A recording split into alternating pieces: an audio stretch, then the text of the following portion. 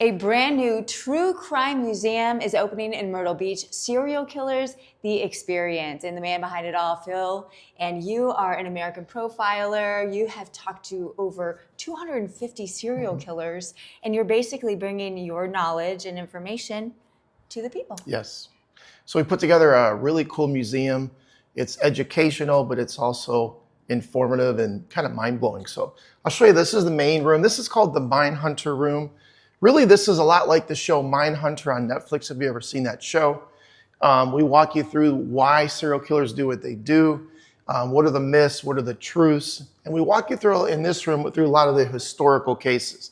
Names that you know, H.H. Holmes, Ed Gein, the Boston Strangler, and all the big names. So along with these educational panels where I walk you through, what were they, I'm sorry, this right here. What was their signature? What was their MO? A lot of people want to know, how did they get caught?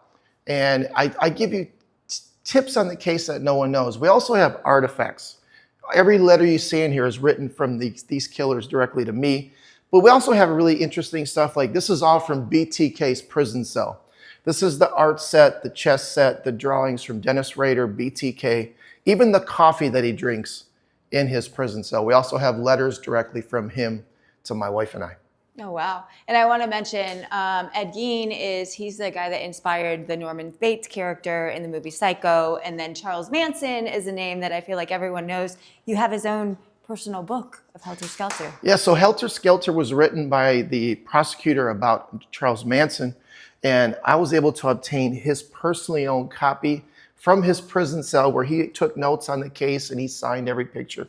Also, Charles Manson used to send me Christmas cards, which is, not many people can say they received a Christmas card from Charles Manson. Right, because you've actually talked to him, you've interviewed him. Yeah. And just a wide variety of cases that are up here. Yeah, I mean, this is part of history. This is just like going to an Auschwitz museum, something like that. Like John Wayne Gacy. This is John Wayne Gacy's rafter crawl spacer in a clown mask from inside his house. We try to give you a little insight into their minds, their thinking, and that's kind of the goal here. I want people to leave here being educated, but we also have a crime prevention base. So we don't do this just for entertainment. This is like, let's learn about this, and then lastly, here's how you don't become a victim. And how because we don't want that to happen. And what are those tips? There's several things that people do that put themselves in harm's way. Meeting with people they don't know, talking to strangers online, getting involved in purchasing, buying or selling drugs, buying or selling sex. These kind of things do put people in harm's way. And you also go through the mindset too, and kind of what led some of these killers down this path, and ways to help prevent that in yourself and in children. Yeah.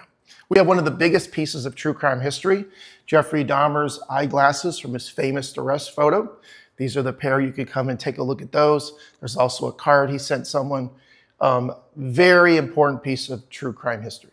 What's it like to sit down and talk one-on-one with these? People say, what's the craziest thing you could tell us after talking to 1,000 dangerous killers? The craziest thing about serial killers is they're normal. And that's why I have them call. Because when they call in, when I hang up, people look at each other like, he's normal. I say he is normal. That's how they get away with these crimes. They are normal. Here's another question I get. What's the one thing they all have in common? Nothing. I take them one at a time because they're all different. Everybody has a different thing. They do different things. Some keep trophies, some don't. Some want to get caught, most don't. Everybody has a thing. Wow, and you have the VIP experience, and that's where a serial killer actually calls in and people get to ask them questions. We do two things that no other museum does. Number one, we actually have killers calling in live, which is, I'm able to arrange that.